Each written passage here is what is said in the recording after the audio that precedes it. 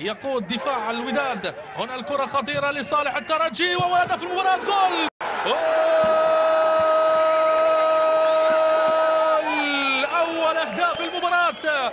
فاروق يسجل أول أهداف الديربي في هذه اللحظات. هدف أول لصالح الترجي في الوداد بكرة جميلة. لاحظ الانطلاقة، هنا التمريرة، ويا سلام على العرضية وسوء المراقبة، سوء التغطية الدفاعية في فلتة وفي لحظة، في غابة دفاع الوداد لحظة وتلقى أول أهداف المباراة. هنا كرة الترجي، يا سلام، فاروق يسجل أول أهداف المباراة في هذه اللحظات.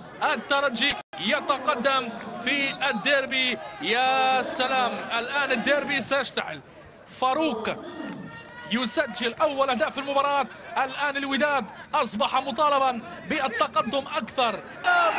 يا سلام على الكرة، ويا سلام على العرضية. زيد يسجل، زيد يدون الثاني ويشعل الديربي، يشعل اللقاء ويحتفل مع الجماهير، يحتفل مع الجماهير التونسية. هنا الانطلاقة، يا سلام على الكرة. لاحظ التقدم ولاحظ الكرة العرضية ورا الاستلام وسوء التغطية الدفاعية مرة أخرى. خطأين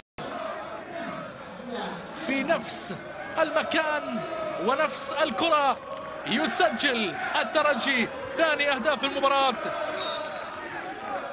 في ظرف دقيقة واحدة. الترجي يسجل هدفين ويشعل الديربي. يا سلام على هذه المباراة.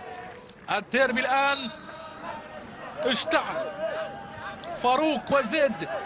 اللمسه الاخيره يعني المهاره التكنيكيه للاعب نفسه هي اللي ما كانت تنقص الوداد. شوف هني انا في رايي ان الوداد حاول الشوط الثاني وكان الى حد ما افضل من الترجي، لكن ما كان عنده مجازفه، يعني ما كانوا اللعيبه فيهم الجرأة الكافية أن يدشون منطقة الترجي وياخذ المبادرة ويقدر يسجل.